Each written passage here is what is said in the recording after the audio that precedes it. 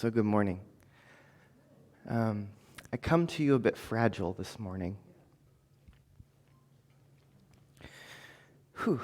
I spent much of my evening last night on the phone and on Zoom with friends because a member of my synthesis community and a close friend of mine passed away yesterday, and we believe that it was suicide.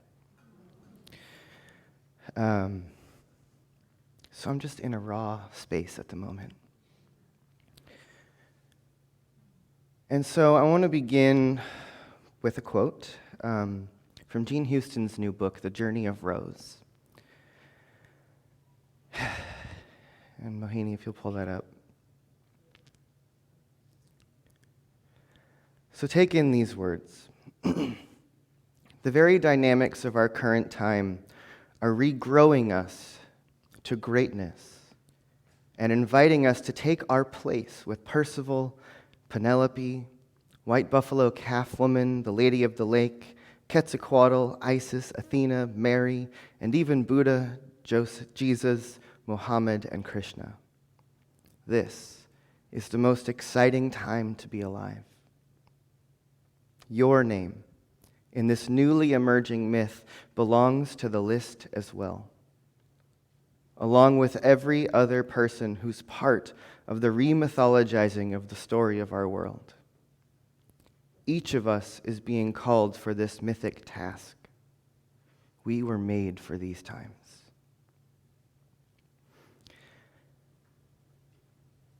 And those words have been resounding around in my head, especially in the last 24 hours. Because as I look around at the world that we're living in, I know that many of us have lost people recently. And I know that in the last year, I've lost a number of young people quite tragically. And the talk title of today was supposed to be something like, "Whose harvest is it anyways?" Which is fascinating. Because we're living in a world right now, as I spoke to you about over the last couple of weeks, that I believe is really the manifestation of generations of intention. That we are living in the result of thousands of years of choices, hundreds of years of choices. And that much of the conversations we've been having here and in multiple communities that many of us are part of around racism and oppression and the environment and all the division in our world, all the chaos, all the upheaval that's happening, is really the result of generations of intentions, of generations of unconsciousness, of generations of choice. And now we're living in this world of incredible chaos and difficulty. And the thing that I see right now is that so many people in my own life are struggling deeply even to just maintain sanity.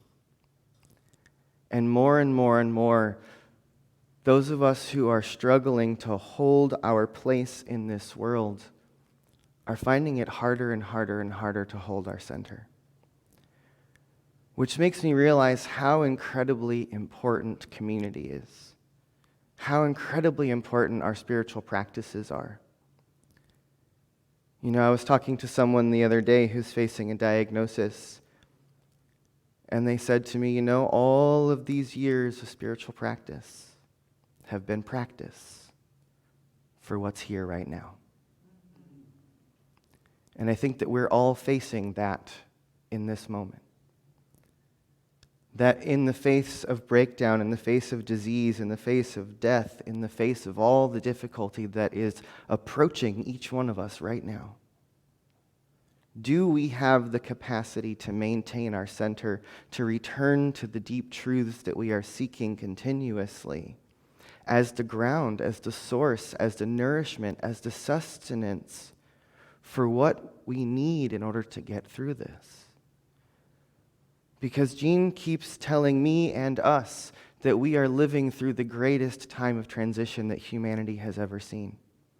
I remember being in a room with Jean Houston a number of years ago, and we were all in our 20s and 30s, and she pointed to all of us and said, "You are the generation who's going to live through the most difficult era in human history, because of all that has been set in motion before us, because of all that is now being harvested and brought to light from generations and generations and generations of choice.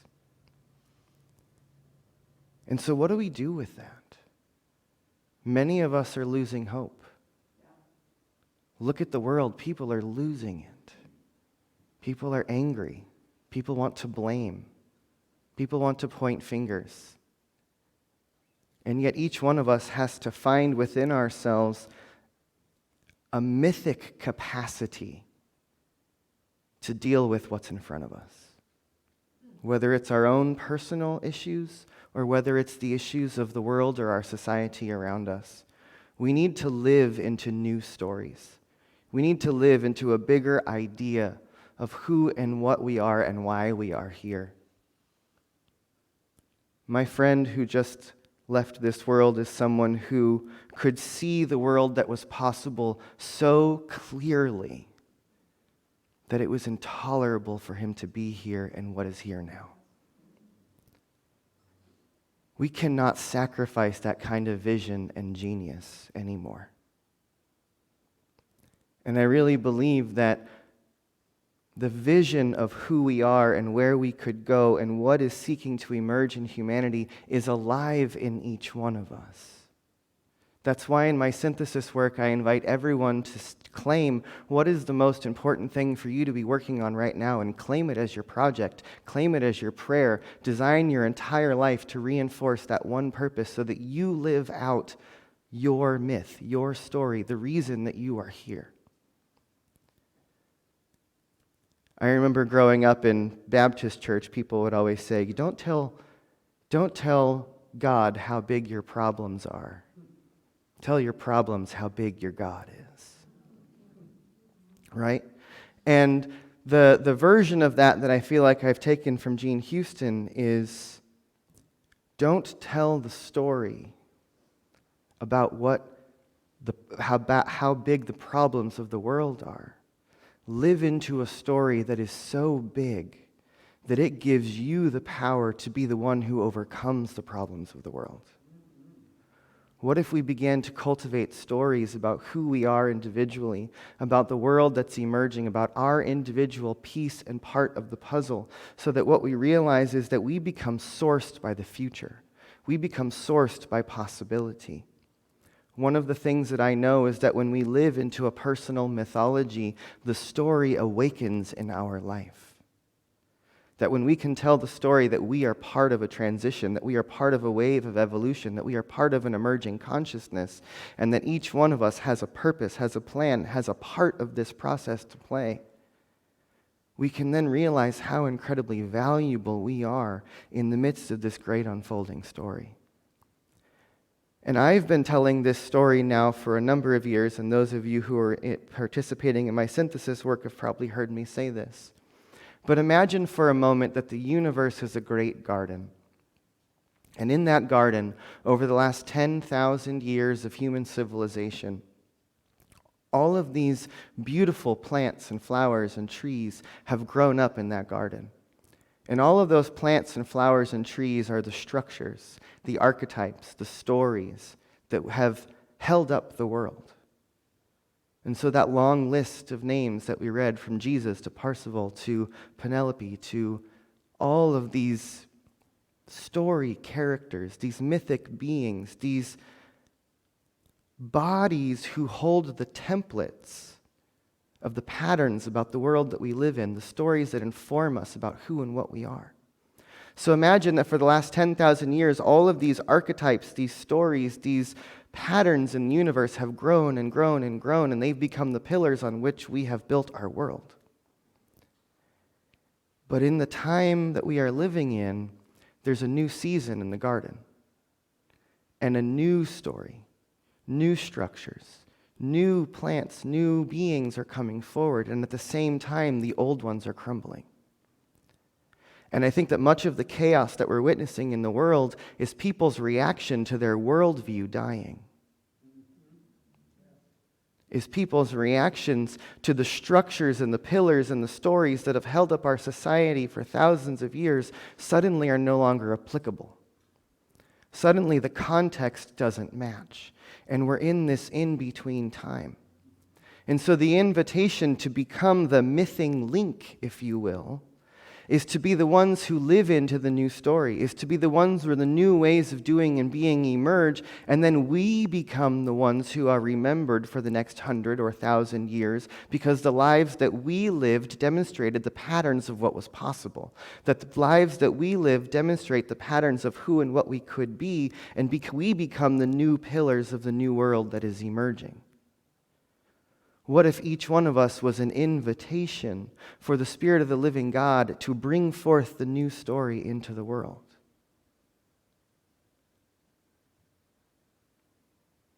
Because I know that the story is here.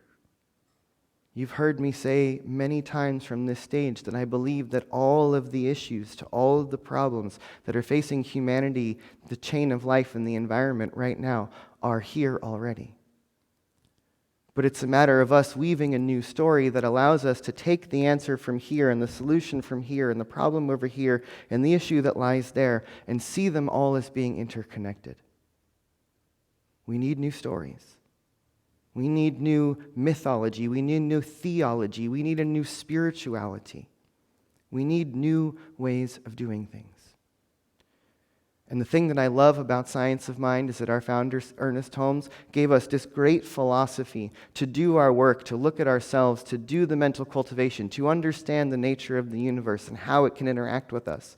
But then he left it to say this is incomplete, and it must continue to evolve. As we learn new things, as we gain new spiritual technologies, as we begin to understand the world more and more and more, let who we are and what we believe and what we claim is true continue to evolve with and as and into the new story. Because I need us to survive this together.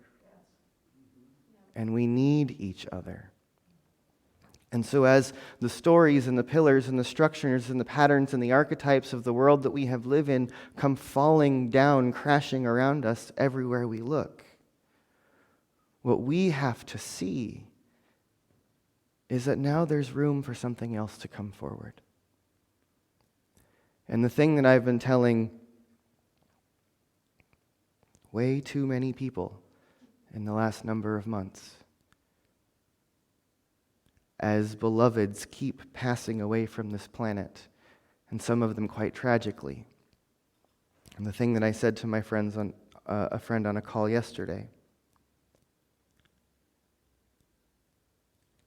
is that I too believe in the vision that my friend believed in. The thing that I can do to honor his life is to do everything I can to bring it forward. To build a world that would have worked for him, because the one we're living in did not. And I say to each one of us, if there is anything that you see, anyone that you've lost, anything that you are grieving over in the world, the greatest thing you can do to honor the shift is to make their lives meaningful. If you have any regret for anyone who's left this world, make the change you wish you had made moving forward with those of us who are still here. Because the thing that I know is that every loss that I experience in these last couple years, I feel like the who that I am and the desperate, urgent need that the world is calling for keeps getting clearer.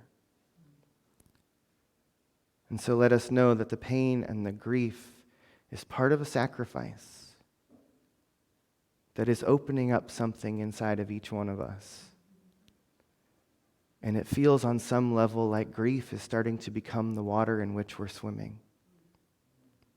May that be the thing that wakes us up, if nothing else.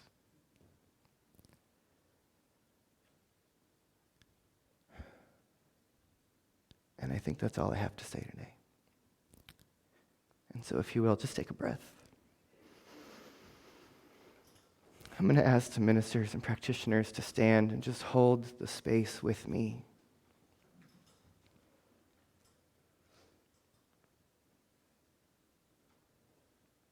And let us breathe.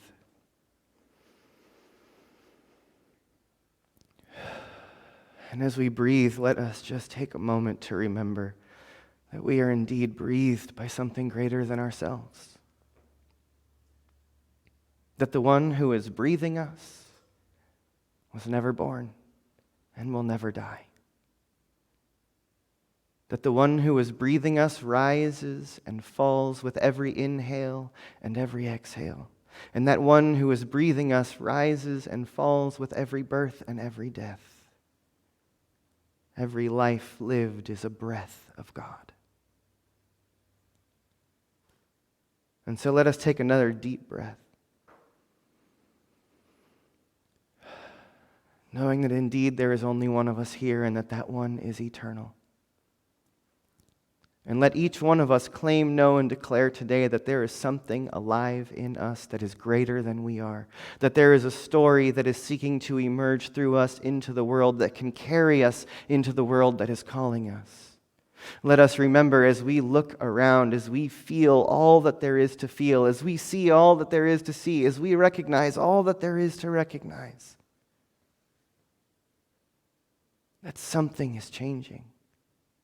That we are being called to a new level of existence, that each one of us is being called to a higher plane of action, that each one of us is being called to invoke a story so big that we realize that we are here for this.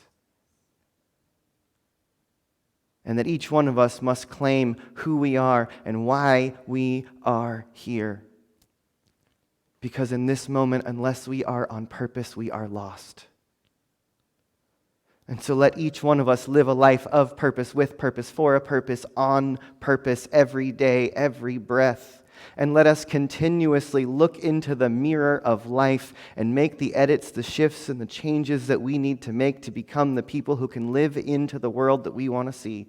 I claim, know, and declare that there is a world calling us that works for each one of us, recognizing the beauty, the excellence, the genius, the authenticity that lives within each person. Let us banish this world that does not accept the unique, individual, God-given genius that each one of us is, and step into a world that honors that authenticity and brings forth our gifts and realizes that the answer to every problem lives in the heart and in the mind of each individual. That each one of us came into this world on purpose to bring a piece of the puzzle. May each one of us find our piece. May it reveal itself. And may we do everything we can to walk in a good way and lift those up who need us. To remember that we are here for each other. And we cannot do this alone. I am grateful to remember in this moment that in all circumstances and in all things there is woven a power for good into this universe that is greater than we are, that lives and breathes and moves and has its being in all things. And so I surrender to this knowing, absolutely knowing that Spirit is at work in all of this. And so I rest in that truth. And so it is.